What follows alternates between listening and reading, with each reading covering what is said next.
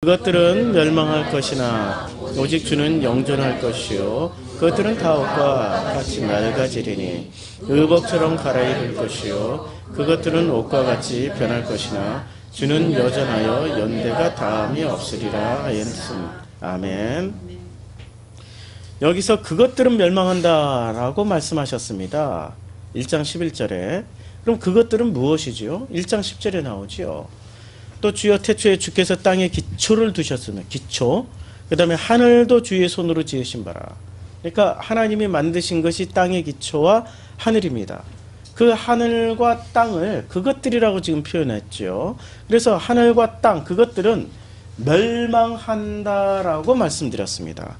제가 지난주에 1장 10절 가지고 1시간을 넘게 설교를 했죠. 그러면 이 땅과 하늘은 멸망당할 거죠. 영원히 지속될 게 아니라는 말씀입니다. 그런데 인간들은 어떻게 생각하고 있었죠? 땅과 하늘을 영원할 거라고 생각하고 붙잡고 살았습니다. 땅을 붙잡은 사람들은 종교인들이라고 할 수 있죠. 땅을 붙잡았죠. 종교인들은 세속적인 땅의 권세, 땅의 능력, 땅에서 성공하는 것, 땅에서 잘 되는 것, 땅에서 부유해지는 것, 땅의 것들을 붙잡고 그 땅의 것들을 자손들에게 물려줄 계획까지 세운 것이 지금 현재 우리 종교인들 모습 아니었습니까? 그렇죠? 이게 바로 땅의 것들이었습니다. 그리고 하늘의 것들은 누가 붙잡았습니까? 하늘이라고 생각했던 것들. 우리는 그 하늘들에서 생각을 해봤죠. 살펴봤습니다. 근데 그 하늘은 무엇이었습니까? 하늘이라고 우리가 올려놨던 것들, 해, 달, 별들, 가짜신들. 그 가짜신들을 포에르바하는 이렇게 얘기했습니다. 포에르바하는 당신들이 믿고 있는 그 하나님은 하나님이 아니다. 당신들이 믿고 있는 그 하나님은 당신들 속에 바라고 믿고 소원하고 이루고 싶은 것들의 모든 욕망체일 뿐이다.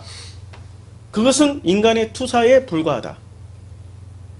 그래서 히브리서 11장 1절은 그것을 아주 냉철하게 지적을 합니다.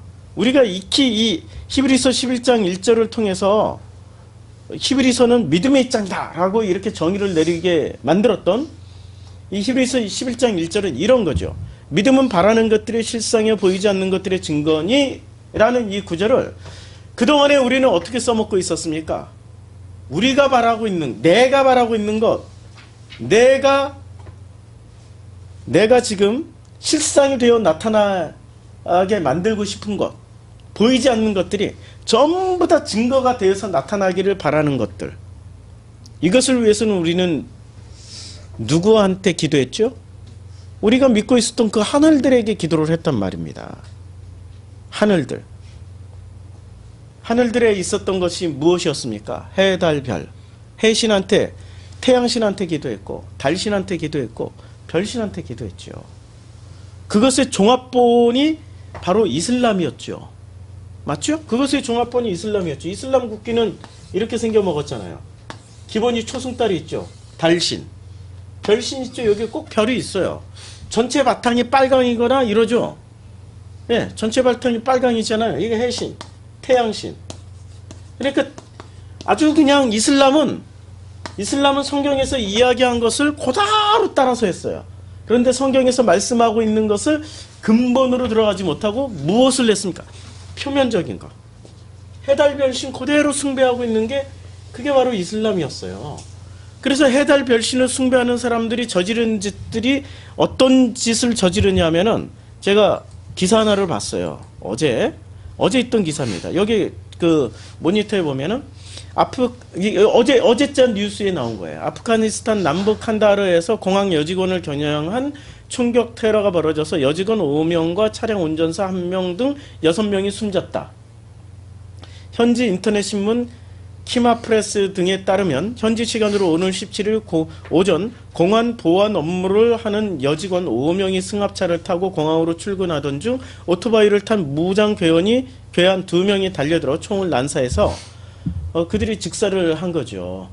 근데 왜 이렇게 갑자기 아무 까닭도 없이 이 공안 여직원들을 죽였을까요?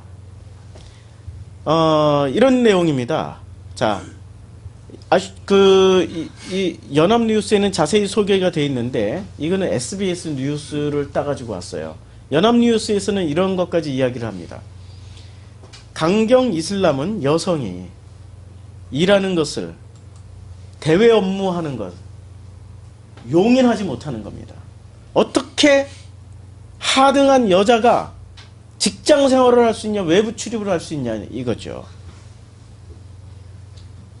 그래서 출근길에 있던 이 여성들만, 또 여성들만 별도로, 여성들이 섞여서 출근도 못해요. 여성들만 별도로 출근하는 그 자리에 괴한 2명이, 그 괴한이라고 하지만 실제로 강경 이슬람 신앙을 가지고 있는 사람이지 않습니까? 여성이 일하는 것을 용인하지 못한, 이해를 하지 못한 이슬람이라는 종교 이데올로기를 가지고 있었던 이 사람이 들어와서 죽여버린 겁니다. 이해가 되는 일입니까? 우리 기독교인으로서는 도저히 이해할 수 없는 일이죠. 그렇죠? 이슬람이라는 이데올로기가 들어갔더니, 이슬람이라는 이데올로기로는 사람을 살리는 게 아니라 사람을 죽이는 거지요. 그들이 믿고 있었던 종교는 어떤 종교였습니까? 복음에서 말하고 있는 그 아버지 하나님이 아니고 해신, 단신, 별신을 숭배하다 보니 이런 이데올로기 노예가 되어버린 겁니다. 그게 인류사의 비극 아닙니까? 인류사의 비극은 있잖아요. 우리라는 그 공동체가 조작당하는 일입니다. 우리라는 공동체가 조작을 당해요. 인위적으로 만들어진다라는 얘기죠. 그렇죠? 우리 사회는 그나마 건강한 사회입니다. 2014년 4월 16일 우리 전 국민은 너무나도 안타까운 일 때문에 하루 종일 하던 일도 잘 안 되고 먹던 밥도 이게 소화가 안 될 정도로 하루 종일 텔레비전을 지켜보면서 뉴스 속보를 보면서 우리 자식과 같은 아이들 300명이 살아나오기를 기다렸습니다. 근데 우리는 그것을 봤어요. 눈앞에서 그 아이들이 죽어가는 모습을 보게 되었습니다. 그리고 수많은 국민들은 비통함과 애통함과 그 아픔을 동시에 같이 느끼기 시작했습니다.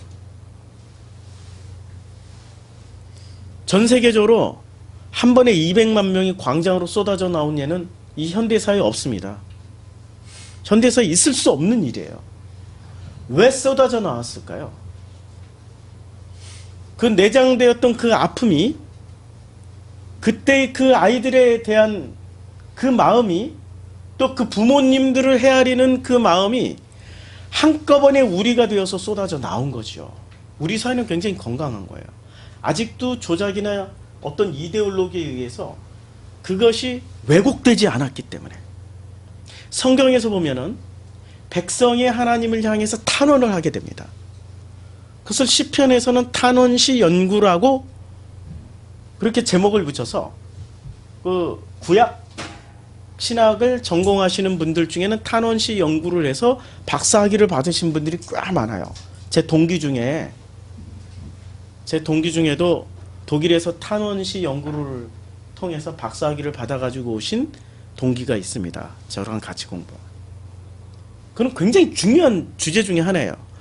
왜 탄원을 했을까? 그런데 그 탄원이 개인이 하는 탄원이 있고 집단이 하는 탄원이 있습니다.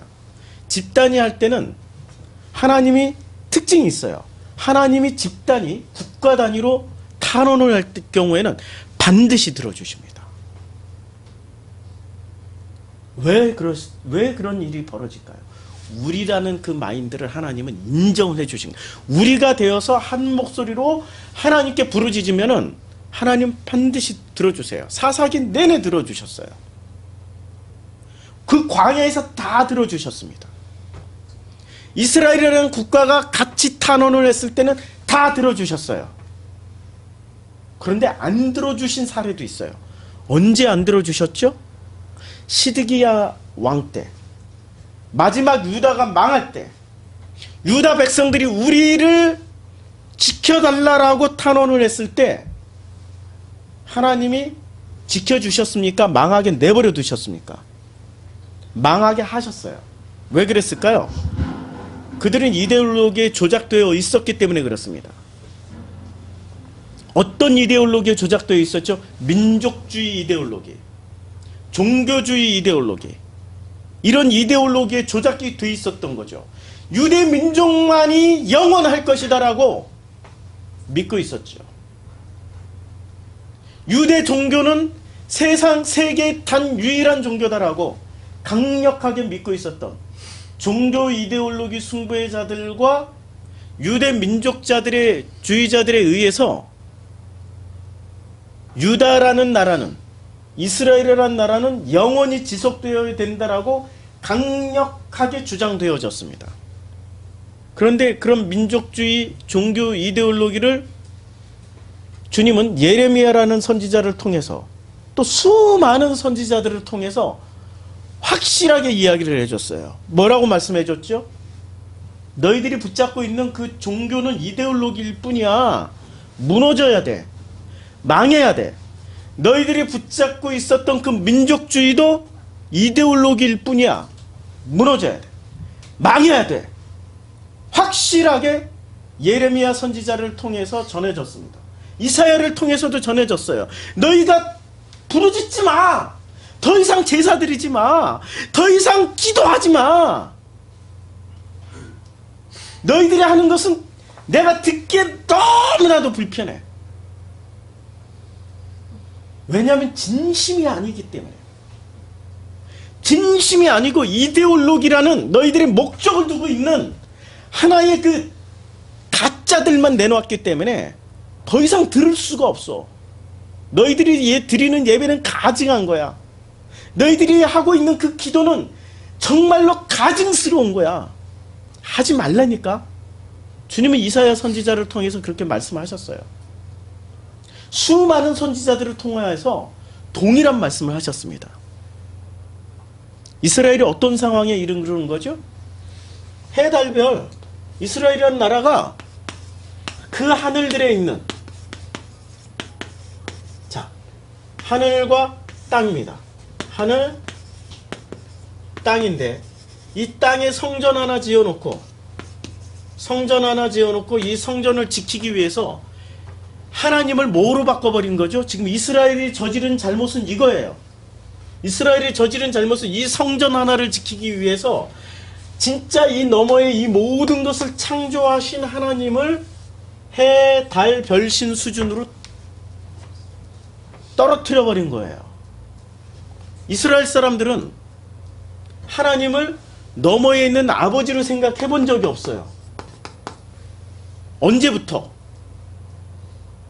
다윗 이후로부터, 솔로몬 이후로부터, 국가가 분열되고 나서부터 하나님을 아버지라고 생각하지 않고 하나님을 해달별 수준의 어떤 신으로만 생각을 해버린 겁니다. 국가가 위기가 있을 때는 도와주시옵소서 했더니 국가 위기를 벗어났어요. 국가가 어려움에 처했을 때는 도와주시옵소서 했더니 어려움에 벗어났어요. 이런 경험을 한두 번 하다 보니까 하나님을 진심으로 만나는 게 아니라 위기만 생기면은 하나님을 뭐로 만들어버렸어요? 그 위기를 벗어나게 만들어주는 어떤 능력과 힘으로만 생각해버린 겁니다. 그 대표적인 사람이 홈리와 비느하였죠. 블레셋이 쳐들어옵니다.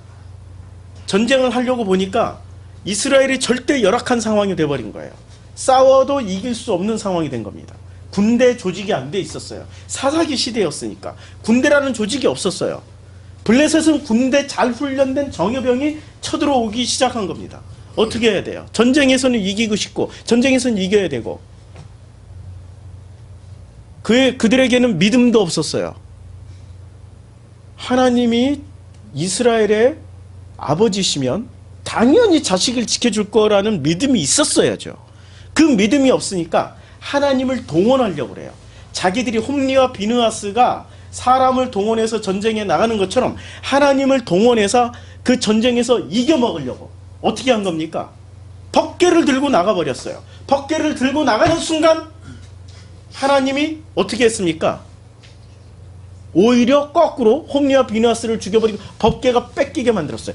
법궤가 하나님이에요. 법궤를 만드시나 그분이 하나님이세요. 홈리와 비느하스는 착각한 게 무엇이었습니까? 법궤를 들고 나가면 하나님이 따라 나올 거라고 생각한 거야. 주인공이 누가 된 거죠? 홈리와 비느하스가 주인공이었고 하나님은 따라 나와주는 쫄개야, 쫄개. 그들의 머릿속에는 무엇이 들어가 있었죠? 그들의 머릿속에는 놀랍게도 이데올로기가 들어가 있었습니다. 그 이데올로기는 어떤 이데올로기였습니까? 홈리와 비느하스가 어떤 짓을 했죠? 자기네들 잘 먹고 잘 사는데 귀신이었어요. 한마디로 말하면 귀재였어요. 어떻게 하면 성전에 있는 재물을 빼돌려서 호의호식하며 어떻게 하면 성전에 예배드리러 오는 기도하러 오는 여자들을 겁탈해서 성폭행한 후에 어떻게 하면 자기네들이 쾌락을 마음껏 즐길까? 그 정도 수준이었지만 이것을 확대 해석해보면 지금의 권력하고 뭐가 다릅니까? 똑같은 거죠. 너무나도 똑같은 거예요. 자기네들이 기득권을 유지하기 위해서 백성들이 어떻게 되든 말든 상관이 없었어요. 백성들이 피눈물을 흘리든 아픔이 있든 상관이 없었어요. 그래서 주님은 어떻게 해요? 지금 오늘 본문에서 어떻게 하신다고 그랬습니까? 멸망시킨다고 말씀하고 있습니다. 무엇을? 11절에 1장 11절에서 이렇게 말씀하고 있죠. 1장 11절에서 그것들은 멸망할 것이다 라고 말씀하고 있습니다. 그것들이 무엇이었습니까? 멸망당할 그것들은 땅의 기초와 하늘의 것들이었습니다. 땅의 기초. 이 땅의 기초라는 것을 하나님이 만드셨어요. 이 땅의 기초는 뭐였죠? 땅의 기초는 선악 질서로 세워놓으신 거죠. 이 땅의 기초로 선악 생명으로 땅의 기초를 만들어 놓으셨어요. 그런데 사람들은 선악 생명 중에 무엇을 먼저 취했습니까? 선악부터 세워버린 거예요. 선악부터 따먹고 선악으로 이 세상의 기초를 자신들이 다시 세팅을 한 거예요. 그렇죠? 그러니까 이 선악 질서, 이 땅의 기초를 주님이 어떻게 하시겠다고 말씀하셨어요? 아폴림이 멸망시키겠다. 근데 이 아폴림이라는 단어는 언제 쓰여진 단어죠? 가장 많이 신약 성경에 가장 많이 쓰여진 게 성전이 무너질 것이다. 성전이 파괴될 것이다. 성전이 돌 하나 돌 위에 남지 않고 다 무너질 것이다고 할 때 그때 아폴림이를 쓴 겁니다. 성전이 붕괴될 것이다라고 말할 때 아폴림이라는 단어를 썼어요. 가장 결정적으로 이들이 붙잡고 있었던 이 성전 시스템에서 해달별 시스템 누가 홈리와 비느하스가 붙잡았어요. 누가 붙잡았어요? 시드기야 왕이 붙잡았어요. 붙잡고 왜 붙잡았을까요? 자기네들이 어떤 것을 계속 유지하기 위해서. 홈리와 비느하스는 오직 개인적인 어떤 쾌락을 위해서 붙잡아버렸고 시드기야는 민족주의와 종교주의라는 이름 아래 붙잡아버린 이 성전 시스템, 해달별 시스템을 주님은 어떻게 하신다고 그랬어요? 히브리서 1장 11절 멸망시킬 것이라고. 멸망시킬 것이라고. 히브리서는 이렇게 읽어야 되는 거죠. 그렇죠? 히브리서를 믿음 하나에 꿰어 맞추고 그 믿음을, 이 믿음이 어떤 믿음입니까? 이 믿음이라는 것이 히브리서 11장 1절이 믿음이 결론이야 해놓고 이제까지의 설교자들이, 이제까지의 신학자 중에는 안 그랬죠. 이제까지 대부분의 설교자들은 여기에 맞춰놓고 요 믿음을 이루는데 다 거기다 그냥 전력 질주해서 그래 믿음이야 해놨는데 그 믿음의 실체를 보니까 뭐였죠? 그 믿음의 실체는 땅의 기초 하늘에다가 두고 있었다는 그 결론을 지금 주님이 내고 있는 거예요. 미리 다 가르쳐 주시는 거야. 이게 다 무너진 믿음이어야만이 진짜 믿음이야. 이런 걸로 세워진 믿음은 믿음이 아니야. 그거는 멸망당할 거야. 가짜야. 아폴로임이 파괴되어져야 될 거야. 지금 이렇게 달려가고 있단 말이야. 히브리서가. 이렇게 달려가고 있는 그 믿음을, 그런데 사람들은 끝까지 요 멸망당할 것을 믿음이라고 포장해서 가르쳐주고 있습니다. 가르쳐주고 있어요.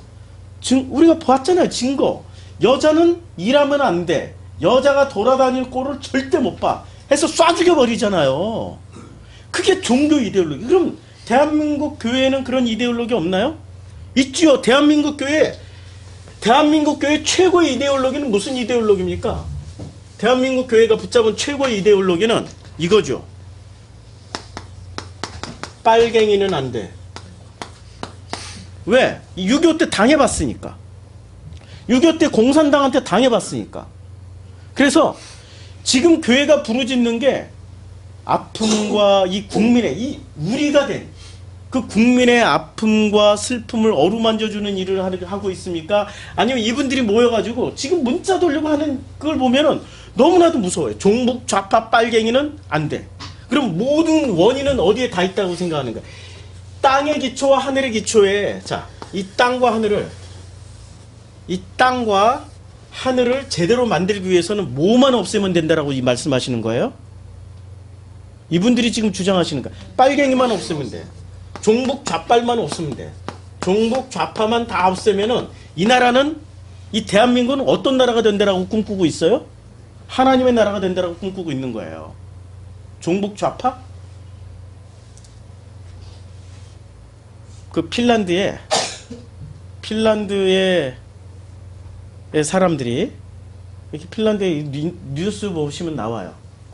핀란드에 있는 정치인들이 이런 얘기를 했어요. 한국에는 좌파 없다. 진보도 없다. 다 보수다.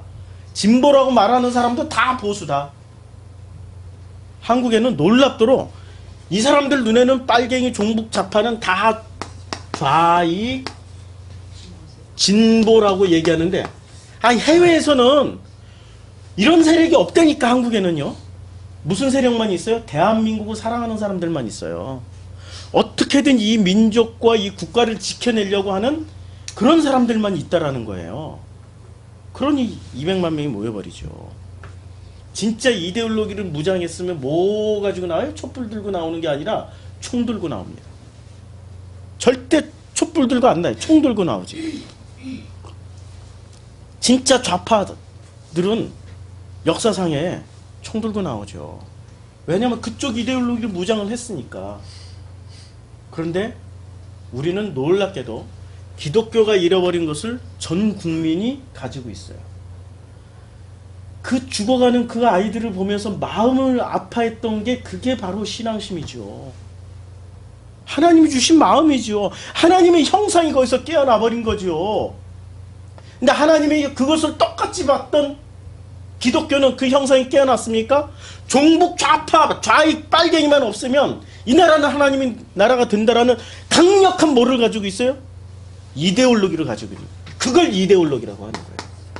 이 이데올로기는 어떻게 한다고 그랬어요? 주님이 멸망할 것이다. 반드시 그것들은 멸망할 것이다. 반드시 멸망시킬 것이다. 이 이데올로기가 멸망돼야 어떻게 돼요? 비로소 뭐가 되냐면, 뭐가 영존해요? 주는 영존할 것이다. 자, 주가 영존할 것이라고 그랬어요. 이건 굉장히 중요한 말이에요. 주라는 단어를 지난주에 제가 설교를 했죠. 큐리오스. 이 큐리오스라는 단어는 언제 이렇게 고백이 되어졌냐면은 히브리서 11장 37절에 보면 이렇게 되어 있어요. 제가 찾아드릴게요. 11장 37절에 이런 구절이 있습니다. 돌로 치는 것과 톱으로 켜는 것과 시험과 칼로 죽임을 당하고 양의 염소의 가죽을 입고 유리하며 궁핍, 환난과 학대를 받았으니, 이런 사람들이 왜 이렇게 이런 고문을 당했어요? 36절에 보면 또 어떤 이들은 조롱과 채찍질뿐 아니라 결박과 옥에 갇히는 시련도 받았어요. 왜 이런 일이 벌어져요? 35절에 여자들은 자기의 죽은 자들을 부활로 받아들이기도 하고, 또 어떤 이들은 더 좋은 부활을 얻고자 하여 심한 고문을 받되 구차히 풀려나기를 원하지 않았으며, 이 구절들을 이렇게 거꾸로 거슬러 가면서 읽어보니까 왜 이런 일들이 벌어지는 거죠? 왜 이런 고난을 당하죠? 왜 이런 죽임을 당하고, 왜 이런 조롱과 채찍질, 왜 돌로 맞는 거는 괜찮아. 큰 걸 한다 먹고 기절해버리면 그 다음부터 고통 못 느껴. 그런데 톱으로 잘라 죽인다니까? 톱으로 잘라서 생명이 끊어질 때까지 톱으로 자기 뼈와 살이 으스러지는 경험을 지금 하다가 죽고 있는 거예요. 그런 경험을 당하다가, 왜 이런 경험을 당하죠? 신앙 때문에. 지금 신앙 때문에. 그럼 히브리서를 읽는 사람들은 어떤 상황에 놓여져 있는 거죠? 이런 최악의 박해를 당하고 있던 그 시점에 히브리서를 읽고 있는 거예요. 그럼 히브리서를 읽고 있는 사람들 중에는 어떤 사람들은 어떻게 지금 멸망당하고 있죠? 이렇게 멸망당하고 있는 거예요. 이데올로기를 가진 사람들은 이렇게 얘기하는 거죠. 자, 로마 시대 때 이데올로기를 한번 생각해 봅시다. 로마 시대 때 이데올로기의 최고의 이데올로기는 어떤 이데올로기였어요? 최고의 종교는 어떤 종교였어요? 일단 다신교였죠. 근데 이 다신교에서 기독교가 왜 박해를 당했죠? 기독교도 종교 중에 하나인데 다신교니까 수용을 해야 될 거 아니에요. 왜 인도의 기독교가 발붙이기 힘든 줄 아세요? 다신교이기 때문에. 인도가 다신교이고 기독교가 와서 예수 믿고 천당 가세요라고 전하면 이 사람들 그래 예수도 신 중에 하나라고 그냥 수용해버려요. 예수를 유일신으로 수용하는 게 아니라 신 중에 하나라고 수용을 해버려요. 그리고 그들은 박해하나요? 인도는 이 다신교는 특징이 있죠. 박해 안 합니다. 그냥 수용해버려요. 근데 니들 맘대로 해봐. 우리보다 더 센 신이 있으면 니들이 마음껏 성장해봐. 근데 로마가 이런 인도와 같은 아리안이었으니까 다신교로 수용을 해줘야 되는데 왜 수용을 안 했을까요? 놀랍게도 기독교를 종교로 보지를 않았습니다. 기독교는 종교가 아니었어요. 왜 그런 줄 아세요? 다신교의 특징은 형상이나 우상이 있어야 돼요. 모양새가 있어야 되는 거예요. 가면은 무슨 초상화라도 있고 아니면 어떤 그 돌덩이라도 하나 놔두고 황금 송아지라도 하나 놔두고 그들이 모여서 찬송을 하든 뭐 예배 형식을 가져야 되는데 기독교라고 가서 로마 병사들이 급습을 했어요. 딱 가서 봤더니 형상 아무것도 없어. 십자가가 나타난 건 콘스탄티누스 이후예요. 공인된 이후에. 십자가도 없었어요. 십자가도 없지, 뭐 그림조차 하나도 없지, 돌덩이 하나도 없지, 황금 송아지 없지, 아무것도 없어. 그렇다고 예배를 드린다고 그 사람들은 다신교는 또 뭐 어떻게 해요? 재물도 잡아놓고 뭐 재물 피도 뿌리고 그러는데 그런 것도 없어. 모여서 뭐만 했어요? 그렇죠. 아무 증거가 없는 거야. 그런데 사람들은 모여. 근데 신고는 들어와. 그러니까 박해를 신고는 뭔가를 로마를 유지하기 위해서 뭐 죄목을 하나 씌워야 되는데 죄목을 씌울 만한 게 없어요. 무슨 죄목을 씌웠을까요? 종교라고 제목을 씌운 게 아니고 얘네는 종교가 아니기 때문에 탄압해야 된다. 이렇게 된 거예요. 아이러니하게 기독교 탄압 이유가 종교가 아니기 때문에 기독교를 탄압해버린 거예요. 종교라면 수용해 줄 수 있어요. 그런데 상식적인 자기네들 수준의 그 종교가 아니었기 때문에 수용을 못하겠다는 거죠. 이게 기독교를 수용 못했던 이유 중에 하나였어요. 기독교는 그러면 종교일까요? 그분들 눈에는 종교가 아니었다니까? 그럼 기독교는 뭐였죠? 이 사람들 눈에는 우리가 생각을 참 잘해야 될 게 이 사람들 눈에는 존재하는 것만 믿고 보이는 것만 존재라고 생각을 했었던 거예요. 존재는 눈에 보이는 거. 만지고 느끼고 감각적이고 이런 모든 것도 우리의 오감 신경을 통해서 확인할 수 있는 것만이 존재한다라고 믿고 그 존재를 뭐로 새겼어요? 형상이나 우상으로 만들어서 이것을 신이라고 하고 이걸 신이라고 해서 숭배를 했던 게 이게 지금 아리안들의 종교의 특징이에요. 맞잖아요? 근데 기독교는 이 공식 자체가 존재를 어떻게 해버려요? 존재를? 아니 그냥 당연히 믿어버린 거야. 존재 있어. 믿음으로 놓고 이제 믿음은 눈에 보이는 영역이 아니죠. 우리의 어떤 영역이죠? 우리 마음의 어떤 영역이에요. 믿음으로 믿어버리고 만지고 느끼고 할 필요가 없어요. 형상 우상 필요 없어요. 주님 숭배할 필요가 없어요.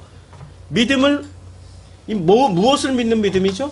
하나님 아버지를 믿는 그 믿음이 어떻게 돼서 나타나야 돼요?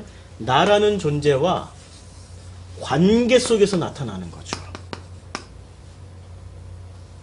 존재는 믿음으로 하나가 됐어요, 이미.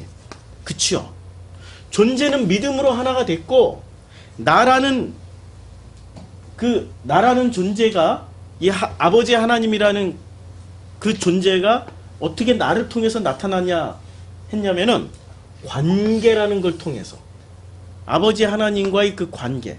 그러면 이 아버지 하나님과의 하나가 되는 과정이 무슨 과정? 믿음이라는 과정이에요. 이 존재로서 하나가 되는 거죠. 한마디로 말하면. 존재로서 하나가 되는 거예요. 하나됨. 이게 바로 믿음을 통해서 하나가 됐고, 이것을 확인하는 과정이 관계를 통해서 확인하는 거예요. 기독교는 공식이 매우 다르죠. 일반 종교하고 매우 다르죠. 현재 기독교를 한번 봅시다. 현재 기독교는 이 존재 증명을 하려고 그래요.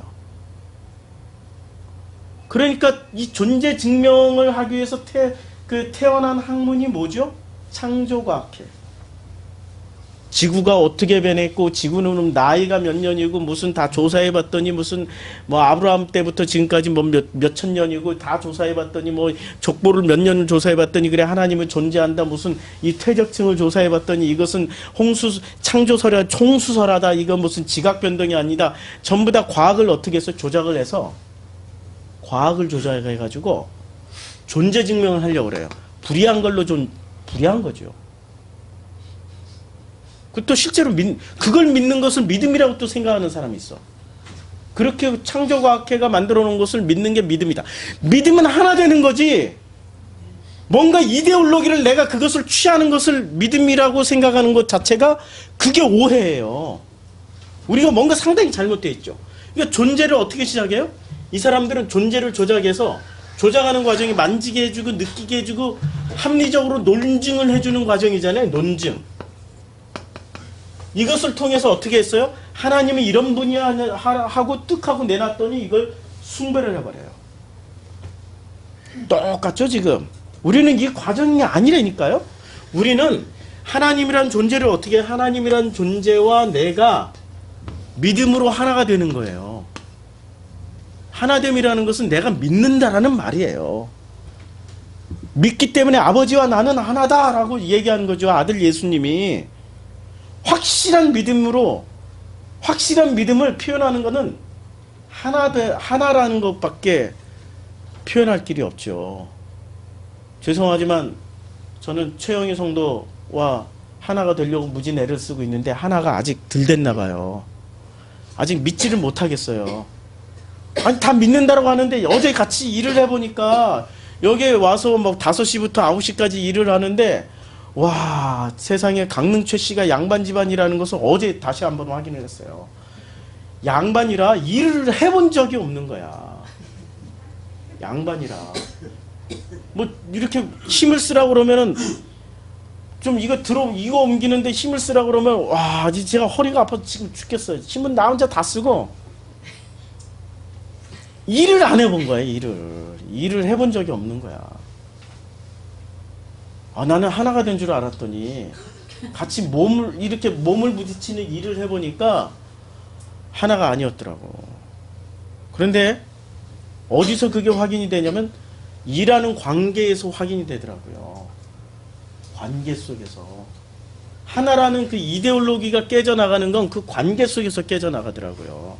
분명히 내 딸이야, 내 아들이야. 나는 내 딸과 내 아들을 사랑한다라고 분명하게 그래서 믿고 있었어. 근데 그 믿음이 어디서 깨져요? 요놈이 말 안 들을 때. 요것들이 내 뜻대로 안 할 때. 관계 속에서 확실하게 하나가 아니라는 것이 드러나는 거죠. 그렇죠? 우리는 어디서 검증이 되냐면은 이 믿음이라는 건 관계 속에서 검증이 되는 거예요. 아버지와 아들과의 관계 속에서 확인되고 그것을 통해서 내가 거듭 하나됨이라는 것을 확증할 수 있는데 관계 속에서 다 깨져버려요. 우리는 국민이란 말이에요. 백성이란 말이에요. 이 국가를 이루고 있는 우리라는 공동체란 말이에요. 전 국민이 지금 세월호를 통해서 아픔을 느꼈단 말이에요. 그 아픔을 어루만져주고 쓰다듬어줘야 될 사람들이 그 아픔에 대해서는 한마디도 그 아픔을 아픔으로 공감하는 말을 한마디도 하지 않고 모른다. 안 했다. 기억이 안 난다. 이게 아픔이 나중에는 어디로 들어가는 줄 아세요? 아픔은 있잖아요. 이 아픔이 건강할 때는 아픔이에요. 그런데 이 아픔이 변형되기 시작하면 분노로 바뀌고 그 분노가 나중에 어떤 결과, 어떤 비극을 낳을지 모르는 공분으로 바뀌어요. 공분, 공동체가 느끼는 그 분으로 바뀌어요. 그것을 어루만져주는 역할을 누가 해왔죠, 이제까지? 지도자가 못하면은 종교가 해왔어요. 이제까지 종교가 해왔기 때문에 종교의 역할이 굉장히 큰 거죠. 종교가 타락하면 국가가 반드시 망하게 돼 있어요. 러시아의 제정, 그 왕조가, 황제 시대가 끝나고 공산화가 됐던 과정도 무엇 때문에 그랬죠? 일단 지도자가 국민과 하나가 안 돼 있어요. 국민과의 백성과의 관계가 엉터리야. 니콜라스 황제가 그 사이에 누가 끼어들어서 그랬어요? 승려. 승려라고 해. 그 목사라니까 그분이. 가짜 목사. 괴물 같은. 그게 끼어들어가지고 관계를 다 엉터리로 만들어버렸어요. 고려사에도 있었잖아요. 신돈이라는 중이 공민왕에게 딱 붙어가지고 이 관계를 다 깨트려 버렸잖아요. 그렇죠? 그러면 고려가 망할 수밖에, 조선이 다시 세워질 수밖에. 지금 기독교라는 종교가 있잖아요. 희한하게 러시아와 고려 말에 그대로 따라가고 있어요. 아니 기독교가 좌파 타도 빨갱이 뭐 좌경 용공 때려부시자 이러고 나올 게 아니라 그 아픔을 만져줘야 된다니까요. 그 아픔과 하나가 돼서 우리의 이웃들과 그 아픔을 함께 공유를 해줘야 되는 거예요. 이게 기독교여야 돼요. 그렇지 않고서는 주님이 어떻게 땅의 기초와 하늘을 반드시 멸망시켜버리세요. 새롭게 세팅해버리신다는 말씀이세요. 멸망하고 나면 다시 세팅을 해야 되는데 다시 세팅해야 될 사람들이 누구예요? 기독교인들이 다시 세팅을 했는데 기독교인부터 주님이 멸하신다는 얘기죠. 비극 중에 비극이에요. 지금 이 한국교회 비극 중에 비극입니다. 왜? 큐리오스라고 안 하니까. 그 박해받던 그 시절에 이 사람들이 나의 주 하면은, 나의 주는 전부 누구예요? 이때 모든 사람들이 나의 주 하면은 황제였어요. 황제한테 나의 주라고 안 했던 유일한 사람은 누구였어요? 형상과 우상을 만들어 놓지 않은, 그냥 뭔지 모르지만 지들끼리 모여가지고 뭔가를 하고 있는 그 집단은 나의 주라고 불러도 나의 주는 로마 황제가 아니고 누가 나의 주였어요? 아버지 하나님. 아버지 하나님과 하나가 됐어요. 나의 주라고 불렀다는 그 이유만으로 어떻게 돼요? 세상 사람들이 보기에는 그 사람들이 멸망당한 거예요. 나의 주라고 불렀던 그분들이 멸망당하는 거예요. 그쵸? 그런데 궁극적으로는 누가 멸망당한다고 주님 말씀하세요? 히브리서 1장에는 나의 주라고 불렀다라고 멸망시켰던 그들이 멸망당하는 거예요. 땅의 기초로 놨던 그들이 멸망당하고, 또 그것들의 동조한 종교 세력들이 다 멸망당하는 거죠. 아리안의 그 다신교가 다 멸망당했잖아요. 없어졌잖아요. 지금 이 아리안 족속 내에서는, 서구 유럽에서는 아예 없어졌어요. 아테나 신은 숭배하나요? 그들이 바알 숭배하나요? 뭐를 숭배하죠? 야훼 하나님 숭배하는 걸로 바뀌어버렸잖아요. 주님이 갈아엎어버리신다니까요. 그냥 갈아엎어버리세요. 누구만이 영존해요? 주라고 불렀던 그 주님만은 영존해요. 연대가 다함이 없을 것이다라고 말씀하고 있어요. 우리가 지금 붙잡아야 될 게 이데올로기를 붙잡아야 되는 겁니까? 아니면 이 주님을 붙잡아야 되는 겁니까? 주님을 붙잡아야 되는데 지금 한국교회나 이 세상 종교가 무엇을 붙잡았어요? 미국의 대통령 선거에 가장 강력한 힘을 발휘했던 사람들이 누군지 아세요? 숨겨진 백인, 샤이니 표들. 이렇게 트럼프를 지지는 하지만 그러나 공개적으로 드러내지 않고 있었던 그분들 중에 상당수가 누군지 아세요? 백인들, 저소득 기독교인들. 기득권을 가져보지 못했던, 누려보지 못했던 그분들이 찍었어요. 기독교인들이 세상을 바꿀 힘은 있어요. 그러나 세상을 바꾸려면 뭐래? 주님이 다 멸망시켜버릴 건데.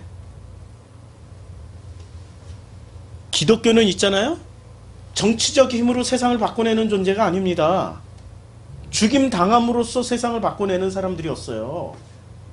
박해를 당하면서 세상을 바꿔내놨던 사람들이 기독교인이었어요. 권력을 잡고 권력의 편에서 권력의 스피커 역할을 해서 세상을 바꿨던 사람들이 아니었습니다. 권력의 편에서 세상을 바꾸려고 스피커 역할을 했다면 주님이 어떻게 하세요?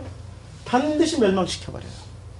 너희들이 붙잡고 있던 게 주님이 아니고 큐리오스가 아니고 너희들이 붙잡고 있었던 게 땅의 기초와 하늘이었어. 바꿔버리세요. 이게 지금 히브리서 1장 11절 12절이 말씀하고 있습니다. 그런데 이들이 멸망할 것을 붙잡은 것을 주님은 지금 뭐라고 그랬어요? 변할 것이다. 무엇이 변합니까? 11절에 다 옷과 같이 낡아지리니 의복처럼 갈아입을 것이요 옷과 같이 변할 것이다.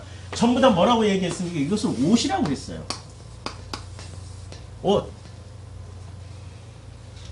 옷이라고 그랬는데 왜 옷이라고 그랬을까요? 간단하죠.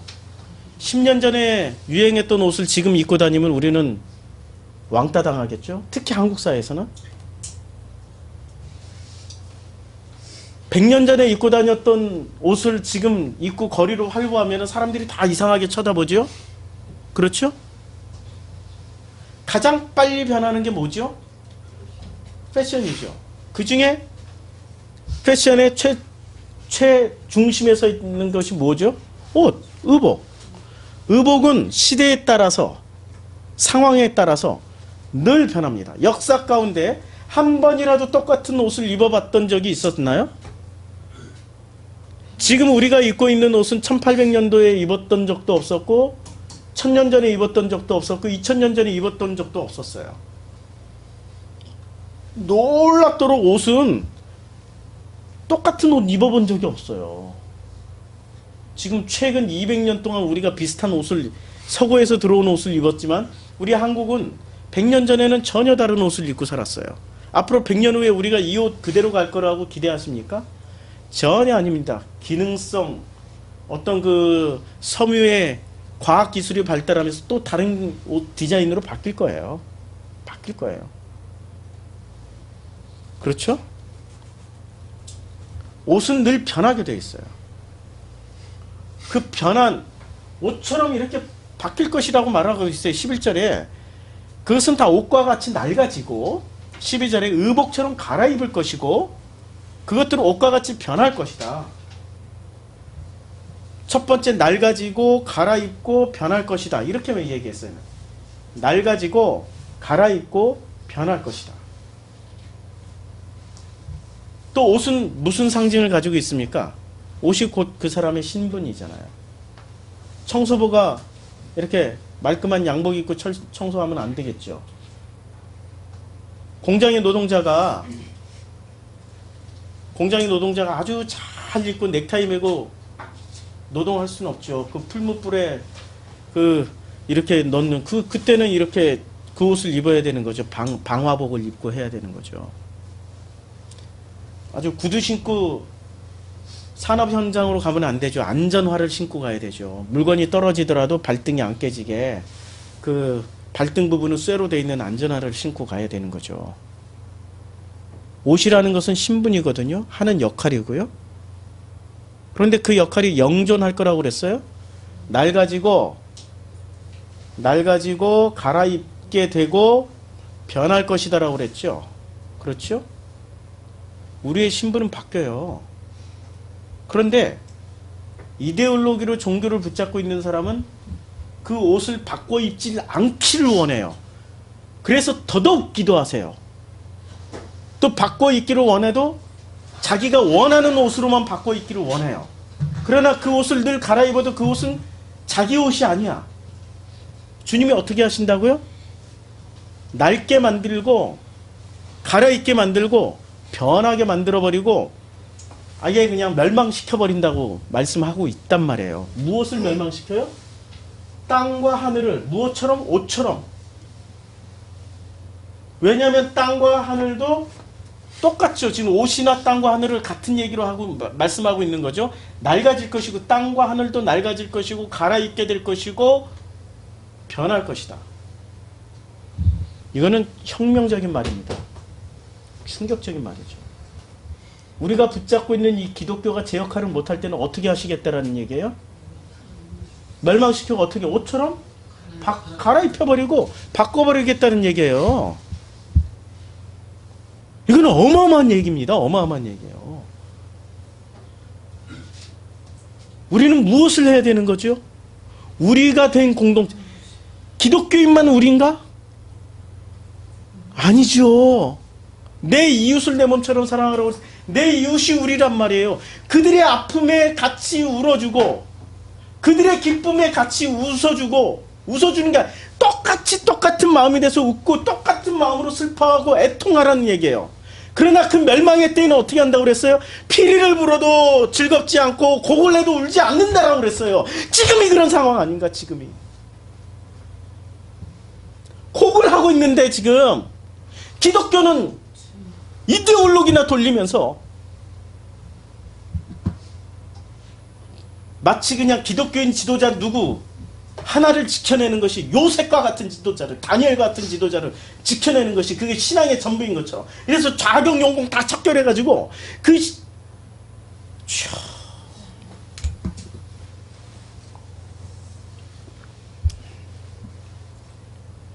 멸망당할 겁니다. 그것은 다 낡아질 겁니다. 갈아입혀질 겁니다.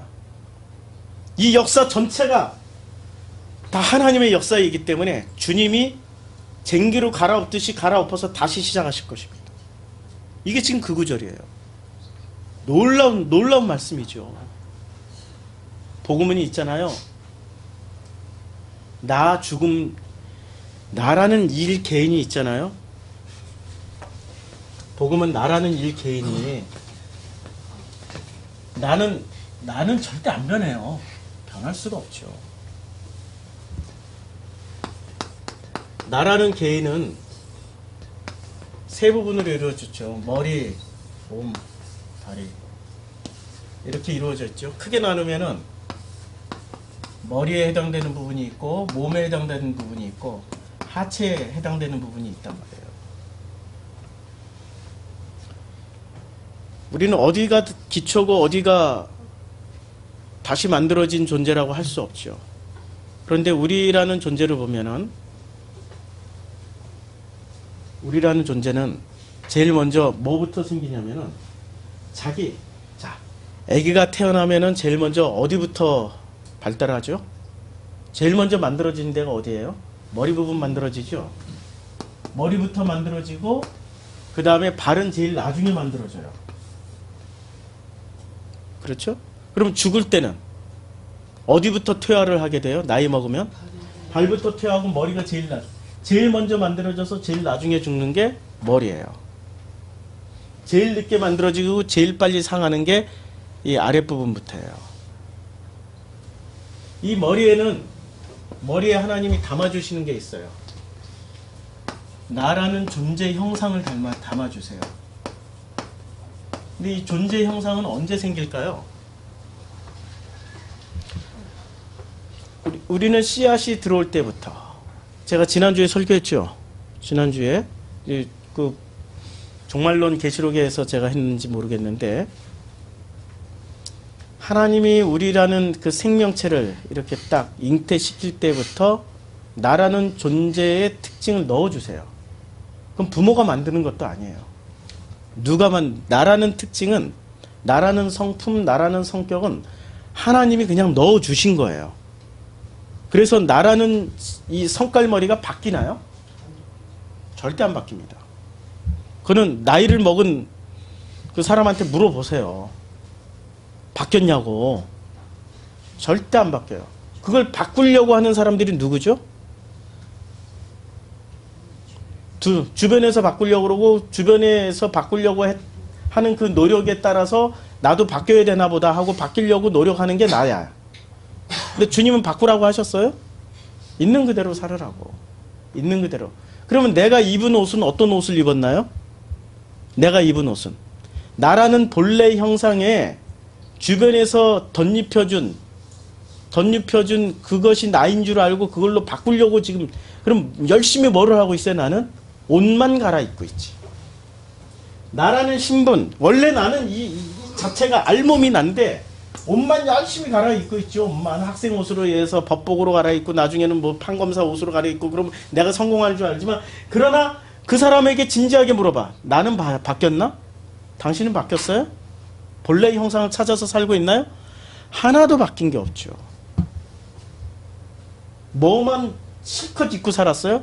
그들이 믿고 있었던 땅과 하늘만 실컷 입고 갈아입고 살았죠. 실제로 뭐가 바뀌어야 되는 거예요? 내가 가지고 있는 이 옷과 같은 땅과 하늘은 다 벗겨지고, 나라는 이 씨앗이 생명체가 나에게 넣어주신 그 소중한 것이 활짝 피어서 그것을 꽃피고 살면 돼요. 그게 안 된단 말이에요. 저도 최영희 성도를 있는 그대로 보고 싶어요. 근데 제 머릿속에 뭐가 먼저 들어갔냐? 프로시쿠마이라는 교회가 들어가 있고, 이것을 시간 안에 이걸 다 정리정돈 해놔야지 성도님들이 왔을 때 불편함 없이 예배를 드릴 수 있겠다라는 그 의무감이 먼저 들어가 버린 거예요. 둘이서 일을 하다 보면 못하는 거지. 못할 수도 있고. 근데 그걸 해야 된다라는 목표를 먼저 세우고 나니까 목표가 보이지 최영희 성도라는 인격체가 보이지 않더라는 거죠. 잘못했죠. 잘못하고 있죠. 잘못하고 있는 거예요. 한국교회 교회 성장이라는 목표는 세워놨지만 정말 내 이웃과 그런 관계를 존재 자체로 봐주냐 이거죠. 봐주를 못하는 거지. 기독교인들이 얼마나 목적지향성, 그것만 배운 거야. 사람 바꿔내는 거, 옷 갈아입히는 데는 능한 거야. 그래서 요즘 기독교인들 70년대 기독교인하고 비교해보세요. 얼마나 많이 성공하고 얼마나 많이 부자가 됐는지 따져보시라고요. 70년대 기독교인들 그렇게 부자인 적이 있었습니까? 가난하고 힘없고 약한 사람들만 교회 나왔죠. 근데 지금 교회 안에 가서 보면 가난하고 대형교회, 우리 교회 말고 대형교회 가면은 가난하고 약하고 힘없는 사람들은 교회 출석이나 할 수 있겠습니까? 쪽팔려서 못 다녀요. 그들이 입고 있는 옷이 너무 으리으리해가지고 못 다녀요. 가봐야 사람 취급도 안 해줘.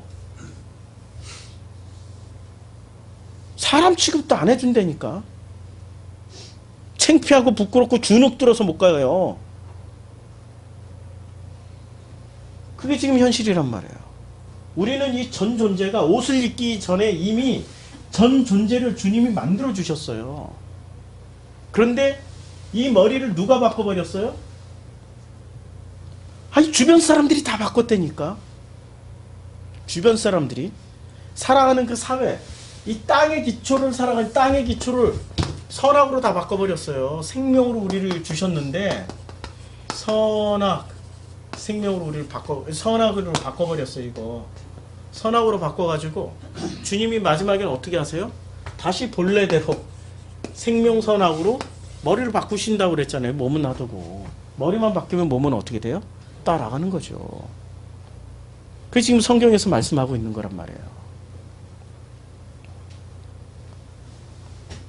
우리 속에 있는 수많은 이데올로기들이 충돌할 겁니다. 제가 이 설교를 했을 때 혹시 인터넷에서 설교를 듣는 분들 수많은 자기 속에 있는 이데올로기들이 충돌할 겁니다.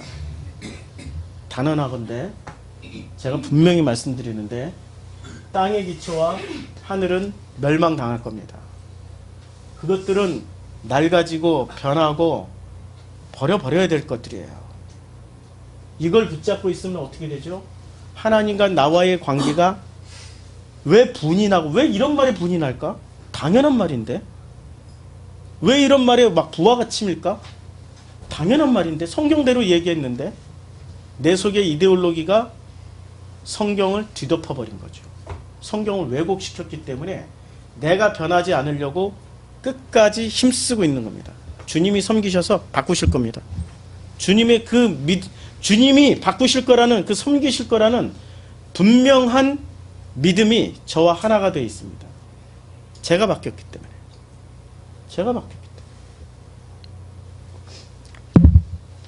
저는 본래 타고난 성품이 착하고 정이 많은 성품으로 태어났어요. 남이 어려운 꼴을 못 보고 그 힘든데도, 그 굶는데도, 제가 철도청에 처음 발령받아서 부산역에서 근무하고 있었을 때, 부산역이 있었고 제가 그 머물던 숙소는 수정동 그 산동네에 있었어요. 걸어서 다닐 만한 거리였어요. 근데 부산역에서 수정동 산동네로 가려면은 이 육교를 하나 건너가야만 했어요. 그 육교에 꼭 그 나와서 구걸하시는 분이 있었어요. 제가 그때 1월달 정말 추울 때였는데, 부산은 따뜻하지만 바람이 불어서 추워요. 특히 부산역은 항구하고 맞닿아 있기 때문에 바람이 많이 불어요. 얇은 옷 입고 거기 매일 나와서 구걸하는 분이 있었어요.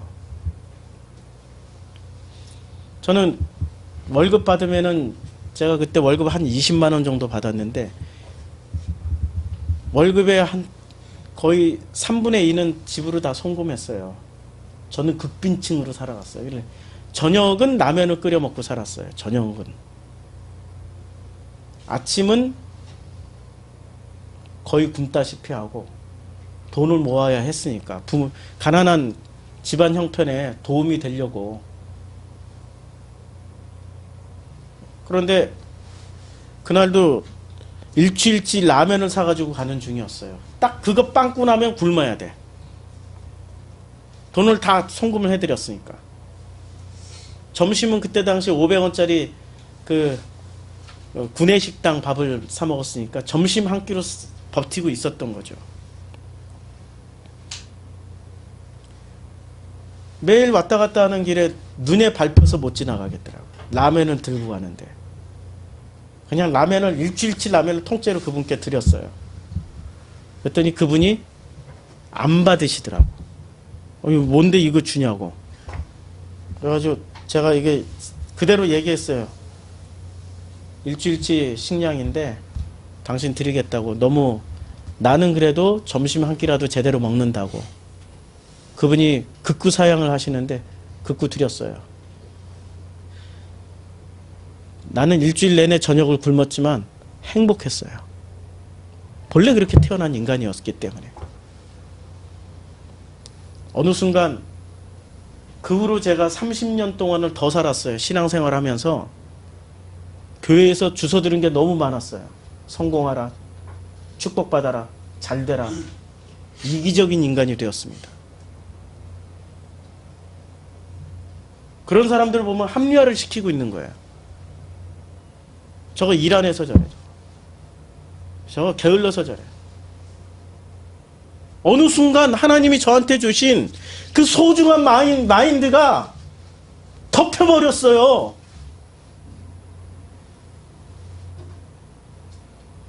종교가 그렇게 저를 만들어버렸더라고요. 저는 너무 착해가지고 순진해가지고 학교 집 교회밖에 모르고 살았던 사람이었어요. 지난 50평생을. 어디 가서 다른 데 가서 뭐 들을 수도 있는 사람도 아니었고.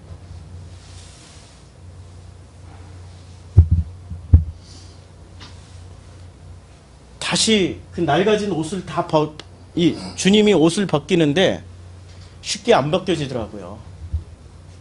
그 30년 동안 만들어놨던 그 옷들을 벗기는데 죽을 만치 힘들었습니다. 죽음을 몇 번의 죽음을 건너왔습니다.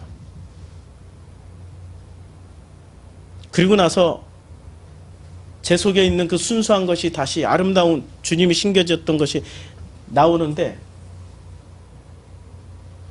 눈물 없이 못 살아요. 원래 눈물을 넣어주셨기 때문에. 그게 나쁜 건가요? 우리 각자에게 하나님이 넣어주신 그 아름다운 것들이 있단 말이에요. 이제는 그 옷이 다 벗겨져야 돼. 땅이겠죠. 하늘이 멸망당해야 돼. 예루살렘 성전이 무너져야 이제 비로소 우리 속에 있는 그것이 깨어나서 볼 수 있단 말이에요. 그래서 성경은 늘 그렇게 얘기해. 깨어서 기도하라. 깨어나라. 일어나라. 깨어나라는 말씀을 하신단 말이에요. 이게 덮여있으면 절대 깨어날 수가 없어요. 이데올로기를 합리화를 시키지. 깨어나게 흔들어 깨워다 합리화시켜. 나도 모르게 덮여진 그 옷들, 껴입은 옷들, 주께서 주님의 섬기심으로 다 벗겨내고 깨트릴 때 저항하지 마세요. 찢어지는 마음 그대로 살아가세요. 그게 주님 주시는 사랑이고 주님 주신 마음입니다. 마음 찢어지게 고통스러워도 그게 행복이에요. 어렵고 힘든 이웃들 올 때 같이 아파하는 게 그게 행복이에요. 그게 아버지의 마음이십니다. 그게 관계 회복이 된 사람들은 그게 된단 말입니다. 아버지의 마음 그대로 하나가 됐기 때문에 아버지의 눈으로 내 이웃을 보기 시작하게 된다는 거죠. 우리 프로시쿠마이 교회, 우리 공동체, 이제 그 일이 일어나게 될 겁니다. 가짜 의복을 입었으니까 이제 주님이 정말 우리를 당신의 아들로, 당신의 신부로 생각하면 벗겨주실 겁니다. 멸망시켜버릴 겁니다. 파괴시켜버릴 겁니다. 성경에 우리를 대표적으로 두 가지를 소개하고 있어요. 뭐로 소개하고 있습니까? 성경에서 우리를 대표적으로 두 가지로 소개하고 있는데, 하나는 아들로, 하나는 신부로 이렇게 소개하고 있습니다. 아들은 불변입니다. 절대 변하지 않아요. 내가 아무리 나쁜 짓 해도 아들은 아들이야. 맞지요? 그런데 신부는 변할 가능성이 있어요. 불변이 아니라 변할 가능성이 있어요. 신부는 이혼도 할 수 있어요. 이혼도 당할 수 있어요. 쫓겨날 수도 있다니까요. 그래서 아들과의 관계는 하나됨이라는 것만 믿으면 돼. 하나됨? 요것만 분명하게. 이게 존재 확인이잖아요. 이 존재 확인을 확실하게 어떻게 하고만 있으면 돼요? 확실하게 믿으면 돼. 믿음. 이건 절대 안 변해. 그런데 신부와의 관계는 이 믿음 가지고 됩니까? 뭐가 따라야 되죠? 행위가 따라야 된다니까요. 이건 존재 자체로 아들이야. 그냥 뭘 안 해도 돼. 아들만 강조하는 종교 집단이 있죠. 아들만 구원받았다고 원어 성경하는 분들, 영주주의자들, 무슨 구원파들, 요것만 강조하죠. 나도 됐다고 구원받는다고, 뭐 안 해도 된다고. 아니라니까. 신부는 행동해야 돼요. 행동 안 하고 밥도 안 차려주고 방구석에서만 집 밖에도 안 나가고 우울증에 걸려가지고 남편이 죽을 고생을 하지. 진짜로 사랑하면 끝까지 사랑하지만 그런 남편에게도 행복을 좀 줘야지. 신랑과 신부의 관계는 서로 상호 관계예요. 아들과 아버지의 관계는 그냥 아들이면 끝나. 근데 신랑과 신부는 어떤 관계예요? 관계 속에서 확인해야 돼요. 이건 관계가 아니고 그냥 절대 불변의 법칙이라니까. 하나님의 의복을 뭐라고 놓으신 거예요? 이 관계로 놓고, 지금 히브리서 1장 11절 12절은 이 관계를 지금 설명하신 거예요. 바울은 이걸 얘기했고 히브리서를 통해서 어디로 넘어가라고? 이걸 통해서 사도 서신들의 그 수많은 행동 지침들 그리로 건너가라고. 히브리서를 읽을 때는 기본 법칙이 사랑을 전제로 해서 읽어야 됩니다. 오늘 사랑에 대해서는 나눴어요. 근데 우리가 원하는 방식의 사랑을 지금 얘기한 것이 아니어서 당황스럽죠. 힘들죠. 듣기 불편하죠. 내가 익숙한 사랑만 좀 얘기해달라고, I love you만 해달라고. 진짜 신랑이 신부를 사랑하면 있잖아요. 집 밖으로 끌고 나가야 돼. 체중이 막 300kg, 400kg 나가면 당뇨 합병증으로 일찍 죽으니까 끌고 나가서 운동시켜야 돼. 밥도 못 먹게 막 만들어야 되고, 어떻게 해서든지 뭔가를 해야 돼. 그렇잖아요. 맞잖아요. 우리가 게으른 신부라니까요. 옷만, 예쁜 옷만 밝히고 웨딩드레스 입혀줬냐, 뭐 누구는 몇 100만원짜리인데 나는 1000만원짜리 해달라, 뭐 이런 거나 따지고 있고. 진짜 신부는 신랑의 마음을 알아서 우리가 이 돈 가지고 가난한 사람들 도웁시다. 나 100만원짜리 입어도 돼. 아니 10만원짜리 빌려서 입어도 돼. 이웃과 함께 합시다. 그래야 건너가는 거예요. 히브리서를 통해서. 그래야 야고보서에 그 쏟아지는 그 수많은 잠언서와 같은 말씀들 비로소 건너갈 수 있는 거죠. 아들인 것을 존재 확인했으며 이제는 우리는 관계 속에서 확인합시다. 이게 히브리서 1장 11절 12절의 말씀입니다. 기도하겠습니다.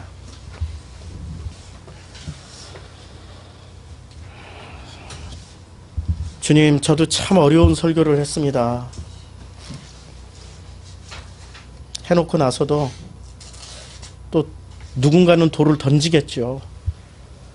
누군가는 또 자기의 생각과 다르고 자기의 이데올로기가 다르기 때문에 누군가는 또 괴로워서 견디다 못해 교회를 떠나겠죠.